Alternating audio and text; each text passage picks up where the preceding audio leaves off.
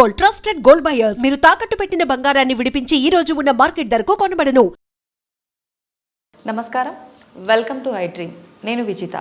ప్రస్తుతం మనతో పాటు ఉన్నారు ఇస్కాన్ టెంపుల్ నుంచి ప్రణవానంద ప్రభుజీ మాటల్లో సంక్రాంతి విశిష్టత గురించి తెలుసుకుందాం. నమస్కారం ప్రభుజీ. హరే కృష్ణ. హరే కృష్ణ. ప్రభుజీ, సంక్రాంతి పండుగ రాబోతుంది. సంక్రాంతి పండుగ అసలు విశిష్టత ఏంటి ప్రభుజీ మీ మాటల్లో? ముందుగా మీ అందరికీ సంక్రాంతి శుభాకాంక్షలు.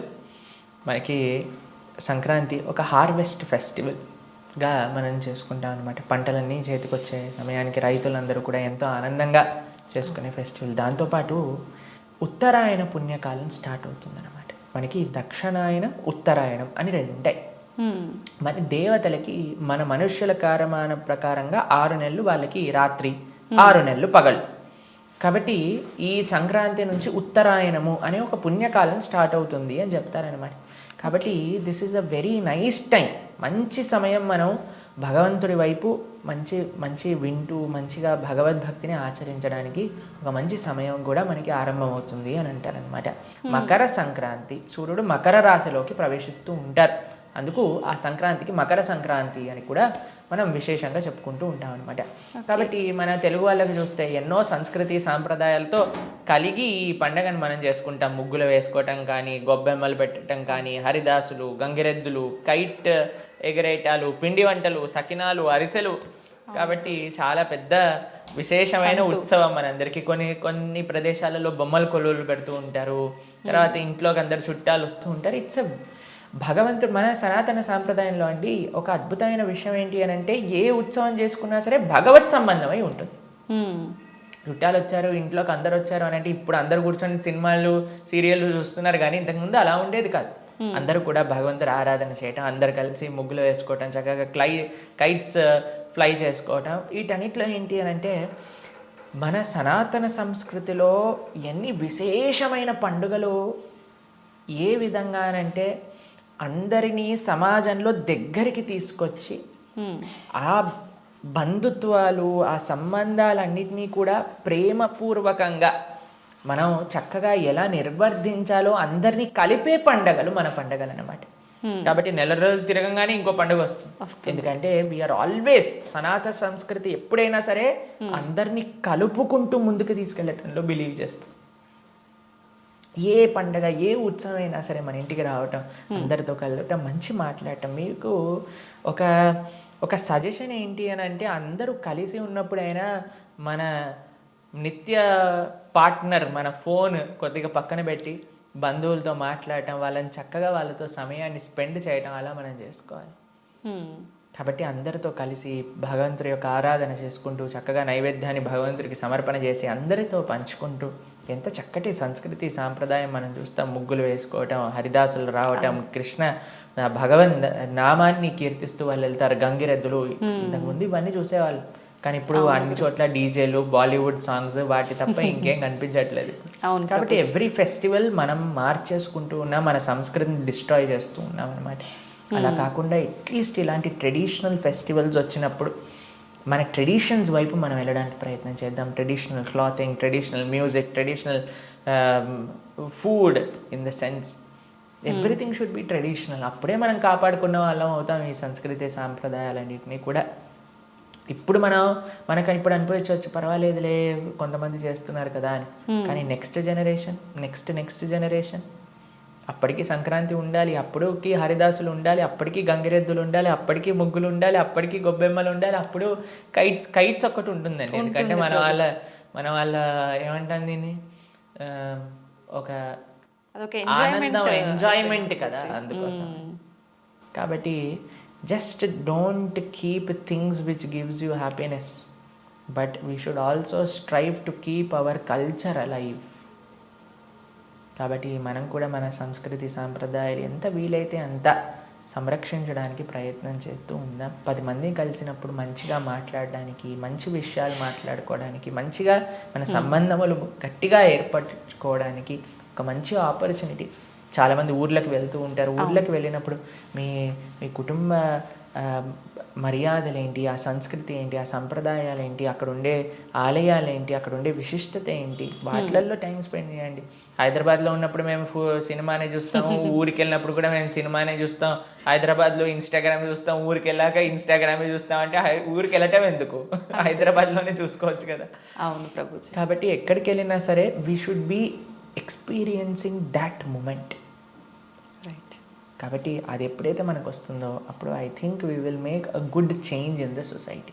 కాబట్టి సంక్రాంతి పండుగ, దీపావళి పండుగ, దసరా పండుగ, ఇవన్నీ పండుగలు ఎందుకు అని అంటే మనందరినీ భగవంతుడితో జోడించడానికి, అందరూ కలిసి భగవంతుడి దగ్గరికి ప్రయాణించడానికి అన్నమాట. కాబట్టి అన్ని పండుగలలో భగవత్ సంబంధం, మన బంధుమిత్రుల భాగవత సంబంధం, ఇది సనాతన సాంప్రదాయం, ఇది హైందవ ధర్మము అని అంటే అందరినీ కలుపుతూ భగవంతుడి వైపు ప్రయాణం. అది ఏ పండగైనా సరే ఇదే కోర్ ప్రిన్సిపల్ అన్నమాట. నిజంగా చాలా మంచి సందేశం ప్రభుజీ. చాలామంది మీరు అన్నట్టుగా ఫోన్లు, ఫేస్బుక్లు, ఇన్స్టాగ్రామ్లు, టీవీలు, ఏ కొత్త ప్రోగ్రామ్ వస్తుందా టీవీ ముందు కూర్చొని చూద్దాము అనే పోకడలోనే ఉన్నారు. కానీ మీరు అన్నట్టుగా ఫ్యామిలీతో టైం స్పెండ్ చేద్దాము అనే ఆలోచన చాలా తక్కువ మందిలో ఉంది ప్రభుజీ. టైం స్పెండ్ చేస్తున్నా సరే సెల్ఫీలు తీసుకొని అప్లోడ్ చేయడంలోనే ఉందన్నమాట. కాబట్టి కొద్దిగా సెల్ఫీలు తక్కువ చేయండి, తర్వాత ఆ సెల్ఫ్ని అక్కడ ఇవ్వడానికి ప్రయత్నం చేయండి. ఈ సంక్రాంతి నుంచి మనం ప్రారంభం చేయొచ్చు. నిజంగా ప్రభుజీ, కృష్ణతత్వం అంటుంటారు. అసలు కృష్ణతత్వం అంటే ఏంటి ప్రభుజీ? మీరు ప్రేమ గురించి విన్నారా? వినే ఉంటారు. విన్నాం. ప్రేమ, పరిపూర్ణమైన ప్రేమతత్వమే కృష్ణతత్వం అంటే. ఓకే. అయినా మూర్తీభవించిన ప్రేమ స్వరూపం, మూర్తీభవించిన ఆనంద స్వరూపం. భగవంతుడి గురించి మన శాస్త్రములలో సత్ చిత్ ఆనంద స్వరూపము అని భగవంతుడి గురించి అంటారనమాట. ఇప్పుడు చూడండి, కృష్ణుడి లీలలు ఎటువంటిది అని అంటే ఎవ్వరు ఆయనని ఏ విధంగా ఆశ్రయించినా సరే ఆయనని అట్రాక్ట్ చేసేస్తారనమాట. ఆకర్షణ, మనకి మన గ్రావిటీ అని అంటారు, మన భూమికి ఉంటుంది గ్రావిటేషన్ ఎనర్జీ. అది ఏం చేస్తుంది అని అంటే పైకి ఏదైతే ఉంటుందో దాన్ని కిందికి లాగేస్తుంది అనమాట గ్రావిటీ వల్ల. అవును. కానీ కృష్ణుడు ఎలాంటి వాడంటే ఎంత కింద పడిపోయిన వాడినైనా సరే పైకి లాగేస్తూ ఉంటాడు. అది ఆయన దగ్గర ఉండే శక్తి అనమాట. ఆయన యొక్క లీలల చేత, ఆయన యొక్క చేష్టితముల చేత, ఆయన యొక్క అద్భుతమైన తత్వం చేత అందరి మనసుని కూడా ఆకర్షించే వ్యక్తి కృష్ణుడు. అయితే ఇప్పుడు చూడండి, చిన్నపిల్లల్ని బాలలీలలు చేసి ఆకర్షించారు. అటు చిన్నపిల్లవాడుగా ఉన్నప్పుడు గోపికలందరినీ కూడా ఆయన ఆశ్రయించారు. దాని తర్వాత పెద్దగా అయ్యాడనుకోండి, మిగతా వాళ్ళందరూ తన యొక్క ఫ్రెండ్స్, తర్వాత ఇంకా యంగ్ గోపీస్ అందరూ కూడా కృష్ణుడిని ఆశ్రయించగలిగారనమాట. దాని తర్వాత కంసాదులందరూ కూడా కోపంతో అయినా సరే నిరంతరం కృష్ణుడి గురించే ఆలోచిస్తూ ఉండేవారు, కృష్ణుడితో గురించే ఆలోచిస్తూ ఉండేవారు. మిగతా భక్తులు, నారదాది భక్తులందరూ కూడా ప్రేమతో కృష్ణుడిని ఆశ్రయించారు. అర్జునుడు లాంటి వాళ్ళు ఫ్రెండ్షిప్తో కృష్ణుడిని ఆశ్రయించారు. కాబట్టి ఏ విధంగా చూసినా సరే అందరినీ కూడా తన యొక్క మ్యాజిక్లో పెట్టేసేవాడు అనమాట కృష్ణుడు అని అంటే. కృష్ణతత్వం మనకి అన్నిటికంటే పరిపూర్ణమైన తత్వము అని చెప్తారు భగవద్ అవతారములలో. మనకి భాగవతం చెప్తుంది, సాక్షాత్గా అన్ని అవతారముల యొక్క ఏదైతే మూల కారణం ఉందో అది కృష్ణతత్వం అని కూడా మనకి చెప్తారు శ్రీమద్ భాగవత ప్రమాణంగా చూస్తే. ఓకే. అయితే స్వామి అద్భుతమైన ప్రేమ, ధర్మము, ఆనందము, వీటన్నిటితో కూడుకున్న తత్వమే కృష్ణతత్వం అన్నమాట. ఓకే. అయితే ప్రభుజీ, హిందువులు కృష్ణుణ్ణి అసలు ఎందుకు పూజించాలి ప్రభుజీ? హిందువు అని అంటేనే రామకృష్ణాదులందరినీ కూడా ఆరాధన చేసేవారే. సనాతన ధర్మానికి ఒక మూల స్తంభం, లేదా ఒక విధంగా చెప్పాలి అని అంటే సనాతన ధర్మానికి ఒక అన్నిటికంటే ముఖ్యమైన గ్రంథం మనకి భగవద్గీత. కృష్ణుడిని గీతాచార్యుడు అని అంటారు. కృష్ణం వందే జగత్ గురుం. మనందరికీ గురువు ఎవరు అని అంటే అది శ్రీకృష్ణుడే. గీత ద్వారా అసలు హిందువు అని అంటే ఏంటి, సనాతన ధర్మానికి చెందినవారు అని అంటే ఏంటో తెలుసా అండి? మనకి భగవంతుడి పైన నమ్మకం ఉంటే మనం హిందువులం కాదండి, మనం సనాతన ధర్మానికి చెందిన వాళ్ళం కాదు. మన శాస్త్రముల పైన నమ్మకం ఉంటే మన హిందువులం అవుతాం. ఓకే. చాలా మంది అనుకుంటారు మేము గుడికి వెళ్తామండి, మేము బొట్టు పెట్టుకుంటామండి, మేము భగవంతుడికి అగరబత్తి తిప్పుతామండి కాబట్టి మేము హిందువులం. Sorry sir, you are not Hindu. మనం ఎప్పుడైతే గీత, భాగవత, రామాయణాదులు అన్నిటినీ కూడా ఒప్పుకుంటాం అప్పుడు మనం హిందువులం అవుతాం అనమాట. ఎందుకంటే మనకి భగవంతుడి గురించి ఎలా తెలిసిందండి? మీ కృష్ణుడు ఉన్నాడు అని ఎలా తెలిసింది? భాగవతం నుంచి తెలిసింది. రాముడు ఎలా ఉన్నాడు అని తెలిసింది? రామాయణం నుంచి తెలిసింది. మనం రామాయణము, భాగవతము, భగవద్గీత, ఉపనిషత్తులు, వేదములు వీటిని ఒప్పుకున్నప్పుడే మనం భగవంతుడికి నమ్ముతాము అని మనకి ఆచార్యులు చెప్తారనమాట. కాబట్టి ఆస్తికత అని అంటే గ్రంథములపైన నమ్మకం పెట్టడం, మన శాస్త్రములపైన నమ్మకం పెట్టడం, మన ఆచార్యులపైన నమ్మకం పెట్టడం. కాబట్టి మనందరికీ ఎవరైతే కృష్ణుడు భగవద్గీతలో ఒక విషయం చెప్తారు, ఏంటో తెలుసా అండి? అహం బీజ ప్రదాపిత అని అంటారు. మనందరికీ తండ్రి ఆయనే. మనందరం కూడా మమై వాంసో జీవలోకే జీవభూత సనాతన అని అంటారు గీతలో. మనందరం కూడా కృష్ణుడి యొక్క అంశములు, చిన్న tiny part and parcels of Krishna అని అంటారు. అంటే మీకు ఎక్స్ప్లెయిన్ చేయాలి అని అంటే, ఒక పెద్ద బంగారపు ముద్ద ఉందనుకోండి, 1 kg బంగారపు ముద్ద ఉంది, మీకు ఒక ఉంగరం చేయించుకోవాలి అని అందనుకోండి, దాంట్లో కొద్ది బంగారం తీసి మనం ఉంగరం చేయిస్తాం. కృష్ణుడు ఆ బంగారపు ముద్ద లాంటి వారు అనమాట, మనమేమో చిన్న చిన్న ఉంగరం లాంటి వాళ్ళం అనమాట. కాబట్టి మనకి కృష్ణుడికి ఉండే సంబంధం ఏంటి అని అంటే, జీవేర స్వరూపహోయ్ కృష్ణేర నిత్యదాస్. మనందరం భగవంతుడి యొక్క దాసులం, భగవంతుడికి సేవకులం అనమాట. కాబట్టి ఆయన సేవ చేయకపోతే ఇంకా మనుష్యే కాదు కదండి. దుర్లభో మానుషో దేహో తదపి దుర్లభమర్థతం మనుష్యత్వం ముముక్షత్వం వైకుంఠ ప్రియ దర్శనం. ఈ మానవ జన్మ లభించిందే భగవంతుని తెలుసుకోవడానికి. కాబట్టి ఆ భగవంతుడి ఆరాధన అనేది ప్రతి ఒక్కరూ తప్పకుండా చేయాలి. మన సనాతన ధర్మంలో కృష్ణ రామ ఆ యొక్క సేవ, వాళ్ళ యొక్క తత్వాలను మనం శ్రవణం చేయటం, వాళ్ళకి సేవ చేయటం అనేది చాలా ముఖ్యం. కాబట్టి ప్రతి ఒక్కళ్ళు కూడా చక్కగా కృష్ణుని ఆశ్రయించాలి, కృష్ణుడి యొక్క భక్తి చేయాలి. ఓకే. అయితే ప్రభుజీ, కృష్ణుడిని ఆరాధించాలంటే కృష్ణుడి విగ్రహం అనేది మనం ఇంట్లో పెట్టుకొని ఆరాధించాల్సి ఉంటుందా గురూజీ? అసలు ఎందుకు పెట్టుకోవాలి కృష్ణుడి విగ్రహాన్ని? కృష్ణుడి యొక్క విగ్రహం ఎందుకు పెట్టుకోవాలి అని అంటే, మనం మీకు ఒక విషయం చెప్తానండి. మీకు చాలా ప్రేమ ఉన్ని వ్యక్తిలోని ఎవరైనా ఉన్నారనుకోండి, మీరు ఏం చేస్తారు? మా కాలేజ్లో మేము ఇంజనీరింగ్ చదువుకునేటప్పుడు చూసేవాళ్ళం అనమాట. ఎవరికైనా గర్ల్ ఫ్రెండ్, బాయ్ ఫ్రెండ్ ఉన్నారనుకోండి, వాళ్ళు ఏం చేస్తారు తెలుసా? స్క్రీన్స్ ఎవరిపైన వాళ్ళు ఫోటో పెట్టుకునేవారు అనమాట. అదే అడుగుని, అరే వీళ్ళెవరు అంటే, వీళ్ళు నా గర్ల్ ఫ్రెండ్, వీళ్ళ బాయ్ ఫ్రెండ్ అని చెప్తూ ఉండేవారు. తర్వాత మేము ఎప్పుడైనా వాళ్ళకి రూమ్కి వెళ్ళాం అనుకోండి, రూమ్లో కూడా వాళ్ళ ఫోటోలు ఉండేవి. దాని తర్వాత ఎక్కడ పర్సులో చూసానుకో, పర్సులో కూడా వాళ్ళ ఫోటో ఉండేది. మనం ఎవరినైతే ప్రేమిస్తామో వాళ్ళ యొక్క చిహ్నాలతో మన అందరినీ నింపేసుకుంటూ ఉంటాం కదండి. అవును ప్రభుజీ. కాబట్టి మనం భగవంతుణ్ణి ప్రేమిస్తున్నాము అన్నప్పుడు భగవంతుడి యొక్క అవే మన దగ్గర ఉండాలన్నమాట. ఇప్పుడు చూడండి, మేము స్వామి ఆరాధకులం. మా స్క్రీన్ సేవర్లో చూడండి, మీకు కృష్ణుడు కనిపిస్తాడు, పార్థసారథి. ఇక్కడ లోపల తీసిన మా ఆచార్యులు కనిపిస్తారు. కాబట్టి ఎక్కడ ఉన్నా సరే కృష్ణుడితో మనం నింపేసుకుంటాం అనమాట. కృష్ణుడు మనకి ఎల్లప్పుడూ గుర్తుండాలి. చాలామంది అంటారు, ప్రభుజీ మాకు కృష్ణుడు గుర్తు రావాలి, రోజంతా మేము కృష్ణ స్మరణలో ఉండాలి అని అంటే, భగవంతుడి యొక్క నామం జపం చేయటం, భగవంతుడిని ఆరాధన చేయటం అనేది చాలా ముఖ్యం. ఓకే. కాబట్టి ప్రతి ఒక్కళ్ళు చాలామంది భయపడిపోతూ ఉంటారు, ప్రభుజీ ఇంట్లో విగ్రహం పెడితే ఆయనకి 3 పూట్ల నైవేద్యం పెట్టాలా అంటే, మరి స్వామి మనకి తినడానికి తిండి ఇచ్చింది, మీకు శరీరం ఇచ్చింది, పీల్చడానికి గాలి ఇచ్చింది, చూడడానికి కన్నులు ఇచ్చింది, శక్తినిచ్చింది, మనసునిచ్చిందేమో ఆయనకు పెట్టడానికి మనకి పెద్ద బాధ. ఆయన నుంచి అన్ని వాడుకోవడానికైతే అప్పుడేం అడగట్లేదు, ప్రభుజీ మేము ఇంత వాడేసుకుంటున్నాం కృష్ణుడి దగ్గర నుంచి అని ఎవరు అడగాల్సిన అవసరం లేదు. కానీ కృష్ణుడికి ఇచ్చేటప్పుడు మాత్రం 3 పూటలా పెట్టాలా అండి నైవేద్యము అని అడుగుతారు. నిజంగా అలా పెడితేనే కృష్ణ పరమాత్ముడు మనందరినీ అనుగ్రహిస్తాడా ప్రభుజీ? మీరు ఒక్క విషయం చెప్తానండి. మీ ఇంటికి ఒక గెస్ట్ని తీసుకొచ్చారు, ప్రభుజీ గెస్ట్కి 3 పూట్ల పెడితేనేనా అండి ఆయన పట్ల ప్రేమ ఉన్నట్టు? ఆయన ఉపవాసం ఉంటే నాకేముందండి, ఆయన వచ్చి అక్కడ ఉన్నాడు, ఆయనంతా ఆయన ఉంటాడు, ఆయనకి ఏదైనా ఆకలేస్తూ వండుకొని తినమనండి అని అంటారండి గెస్ట్ని ఎవరినైనా? లేదు ప్రభుజీ. రాగానే మీరు ఇప్పుడు నేను రాగానే నన్ను టీ తాగుతారా కాఫీ తాగుతారా అని అడిగారా?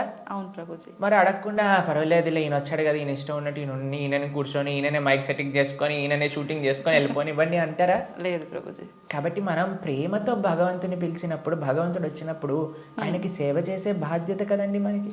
అవును. ఆయనకేం కావాలని కాదు, కానీ మనకు ఆయన పట్ల ఉండే ప్రేమను వ్యక్త చేసుకోవడానికి మనం సేవ చేసుకోవాలి. ఇప్పుడు ఆయనకి రావాల్సిన అవసరం ఏముందండి? మీరు ఇందాక అన్నారు, ప్రభుజీ మీరు వచ్చినందుకు చాలా సంతోషమైంది అని.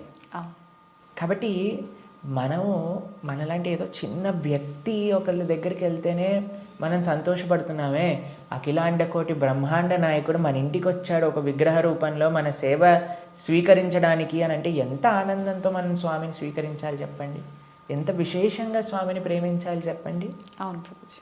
మన ఇంట్లో భగవంతుడు అంటే ఒక వ్యక్తి, ఆయన మన దగ్గరికి వచ్చారు, మనం పిలిచి నమ్మకంతో వస్తే అక్కడ ఉంటాడు. కృష్ణ అనగానే స్వామి అక్కడ ఉన్నారు. ఇప్పుడు మనం ఏం చేస్తాం, భగవంతుడి యొక్క పూజ అంటే పెద్ద ఏదో వీళ్ళు అనుకుంటారు ఒక ఎక్స్ట్రా బాధ్యత మా తలపైన వేసేస్తారని. కాదండి, ఈజీ. ఇప్పుడు నేను వచ్చాక మీరేమన్నారు, రండి కూర్చోండి, నీళ్లు తాగుతారా, ఏదన్నా తీసుకుంటారా, అంతే భగవంతుడి ఆరాధన. స్వామి వచ్చావా, తర్వాత కూర్చోబెట్టడం, ఆసనం సమర్పణ చేయటం, తర్వాత అర్ఘ్య పాద్య ఆచమనీయాదులు ఇవ్వటం. తర్వాత మీరు ఇంటికి గెస్ట్ వచ్చారనుకోండి, అయ్యా వాష్రూమ్ యూజ్ చేస్తారా, స్నానం చేసి రండి, ఫ్రెష్ అప్ అవ్వండి అంటారు కదా, స్వామికి స్నానం చేయించటం. దాని తర్వాత ఏం చేస్తారు, చక్కగా వస్త్రాలు ఇస్తారు, టవల్ ఇస్తారు, చూసుకోవడానికి వస్త్రాలు వేస్తారు.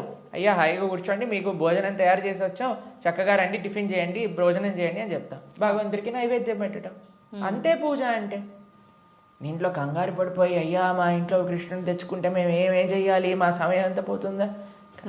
ఎంత చేశామని కృష్ణుడు చూడడు, ప్రేమతో చేశామా లేదా. పత్రం పుష్పం ఫలం తోయం యోమే భక్తా ప్రయచ్చతి. భక్తితో కానీ మనం పెడితే అది స్వామి తప్పకుండా స్వీకరిస్తారు. కానీ పెట్టాలి. చాలామంది విగ్రహాన్ని తెచ్చుకొని పూజ చేయాలన్నమాట. అలా ఉండకూడదు. మనం స్వామిని తెచ్చుకున్నప్పుడు మంచిగా ఆరాధన చేయాలి, ప్రేమతో పూజ చేయాలి. మా భక్తుల ఇంట్లలో మేము చూస్తామండి, ఎంత సుందరమైన శ్రీ విగ్రహాలంటే. ఫర్ ఎగ్జాంపుల్ మీకు ఒక విషయం చెప్తాను. మేము ఆదిలాబాద్ వెళ్తాం అప్పుడప్పుడు. అక్కడ గిరివర్ ప్రభు లక్ష్మీలీల మాతాజీ అని డివోటీస్ వాళ్ళ ఇంట్లో విగ్రహాలు ఉన్నాయి. వాళ్ళు ఎంత బాగా చేస్తారు, ప్రొద్దున పూట లేవంగానే స్వామికి చక్కగా వాళ్ళు ఉయ్యాల్లో పడుకోబెడతారనమాట రాత్రిపూట. అయితే పడుకునే ముందు ఏం చేస్తారు తెలుసా అండి, వాళ్ళు చక్కగా కాళ్ళు ఒత్తుతారు స్వామికి. కాళ్ళు ఒత్తి చేతులకి మాలిష్ చేసి తర్వాత పడుకోబెడతారు. అన్ని అలంకరణలు తీసేసి నైట్ డ్రెస్ వేసినట్టుగా పడుకోబెడతారు. పడుకొని ఇప్పుడు చలికాలం అనుకోండి, ఒక చక్కటి రజాయి షాల్ కూడా కలిపి పెడతారనమాట. ప్రొద్దున పూట లేస్తారు. లేపాక చిన్నపిల్లవాడిని ఎలా మనం కూర్చోబెట్టి ఆయనను రెడీ చేసి ఎలా అయితే చేస్తామో అలా కూర్చోబెట్టి స్వామికి అలంకరణ చేసి, పిల్లలందరూ వాళ్ళ ఇంట్లో 3 పిల్లలు ఉన్నారనమాట. 3 పిల్లలు వచ్చి భగవంతుడికి ఆరతి చేస్తారు. అమ్మ నాన్న అందరూ ఇంటిల్లిపాది భగవంతుడి యొక్క సేవ చేసుకుంటారు. మీకు ఒక విషయం చెప్తా, a family that praise together stays together. మనం అన్నీ చేస్తామండి. ఇంటిల్లిపాది అందరిని తీసుకొని సినిమాకి వెళ్ళొచ్చు, ఇంటిల్లిపాది అందరిని తీసుకొని హోటల్కి వెళ్ళొచ్చు, ఇంటిల్లిపాది అందరిని తీసుకొని పార్క్కి వెళ్ళొచ్చు. అయినా సరే మాకు ఫోన్ చేసి చెప్తున్నాం, ప్రభుజీ మా ఇంట్లో ఎవరు మమ్మల్ని అండర్స్టాండ్, పిల్లలు మాటినట్లేదు ప్రభుజీ, ఈయన గారు మాటినట్లేదు ప్రభుజీ, ఆవిడ మాటినట్లేదు ప్రభుజీ, తలనొప్పి వస్తుంది ప్రభుజీ. నేనంటే అమ్మ మీరు సినిమాకి తీసుకెళ్తున్నారు, సీరియల్ చూపిస్తున్నారు, పార్క్కి తీసుకెళ్తున్నారు, రెస్టారెంట్కి తీసుకెళ్తున్నారు, ఎప్పుడైనా మీరు నలుగురు కలిసి ఒకటేసారి భగవంతుడికి పూజ చేశారా? నలుగురు కలిసి నియమంగా ప్రతి వారం మేము గుడికి వెళ్తామండి, ప్రతి వారం మేము గోసేవ చేయడానికి వెళ్తామండి అని ఎవరైనా చేస్తున్నారా అంటే, లేదండి మా ఆయన గారు గుడికి రాదండి, నేను ఒక్కనే వెళ్తానండి, మా ఆవిడ గారు పూజ చేయదండి, నేను ఒక్కనే పూజ చేస్తానండి, మా పిల్లలు ఆడుకోవడానికి వెళ్తారు. ఏవైతే చేయకూడదో అన్ని నలుగురు కలిసి చేస్తున్నారు, ఏదైతే పని చెయ్యాలో కలిసి చేయట్లేదు కదా. మేము అన్నాం వాళ్ళకి, ఒక నెల రోజులు కలిసి మీరు ఆలయానికి వెళ్ళండి, నెల రోజులు కలిసి గోశాలకు వెళ్ళి గోసేవ చేయండి, ఒక నెల రోజులు కలిసి ఒక 5 నిమిషాలైనా సరే భగవంతుడు ముందు ప్రార్థన చేయండి అంటే, నెల రోజుల తర్వాత మాకు ఫోన్ చేశారు. ఫోన్ చేసి ప్రభుజీ ఇప్పుడు మేము ఇంతకు ముందు కంటే చాలా ప్రశాంతంగా ఉన్నాం, ఇంతకు ముందు కంటే చాలా మార్పు మా జీవితాల్లో వచ్చింది. ఓకే. కాబట్టి మేమన్నా ఇలానే చేస్తూ ఉండండి, ఇంకా శాంతి మీ ఇంట్లో పెరుగుతుంది. కాబట్టి మనకు ఒక కామన్ పాయింట్ కావాలి. ఆ కామన్ పాయింట్ మంచి సెంటర్ అయి ఉండాలి. అది భగవంతుడు. భగవంతుని కేంద్రంగా పెట్టుకుంటే, ఇప్పుడు మన ఇంటికి కేంద్రం ఏంటండి? డైరెక్ట్గా ఇంట్లో నుంచి రాగానే ఫస్ట్ మహావిశ్వరూప దర్శనం, పెద్ద ఎల్సిడి స్క్రీన్ టీవీ కనిపిస్తుంది మనకి. అవును ప్రభుజీ. కాబట్టి టీవీ మనకి కేంద్రం అయిపోయింది. ఇల్లు టీవీలో ఏం చూపిస్తారండి? ఆ చెత్త ఈ చెత్త తప్ప ఏం అవసరమైన విషయాలు ఏం చూపించరు, ఇలాంటి ప్రోగ్రాంలు విషయం పక్కన పెడితే. కాబట్టి మనిషికి ఏది మంచిదో అది మనకి కేంద్రంగా ఉండాలి. ఇప్పుడు దురదృష్టవశాత్తు టీవీలు కేంద్రం అయిపోయాయి ఇంటికి. ఎంత పెద్ద టీవీ ఉంటే అంత గొప్ప స్టేటస్ నీది అని చెప్పుకునే వాళ్ళు కూడా తయారైపోయారు. మేము ఒక భక్తుల ఇంటికి వెళ్ళాం. జనరల్గా భక్తుల ఇంట్లలో టీవీలు చూడం మేము ఎప్పుడు కూడా. వాళ్ళు టీవీలు తీసేసి ఎక్కడైతే టీవీ ఉండాలో అక్కడ ఆలయం ఉంటుంది. మా ఇంట్లో కూడా టీవీ ఉండదండి. మా ఇంట్లో హాల్లోకి వెళ్తే ఫస్ట్ కనిపించేది మీకు మా పూజా గది, మా ఆరాధన మూర్తులు అన్నీ కూడా కనిపిస్తూ ఉంటాయి అన్నమాట. హరే కృష్ణ. నిజంగా మిమ్మల్ని కలిసినందుకు, మీతో ఇంత మంచి మాటలు నేను విన్నందుకు చాలా సంతోషంగా ఉంది ప్రభుజీ. మాకు కూడా చాలా సంతోషంగా ఉంది మీతో మంచి విషయాలు పంచుకున్నందుకు, మంచి ప్రశ్నలు మీరు అడిగినందుకు చాలా సంతోషం. మీకు కూడా సంక్రాంతి శుభాకాంక్షలు. Thank you Prabhuji. మీకు కూడా నా వైపు నుంచి, మా ప్రేక్షకుల వైపు నుంచి సంక్రాంతి శుభాకాంక్షలు. Thank you very much Prabhuji. Hare Krishna.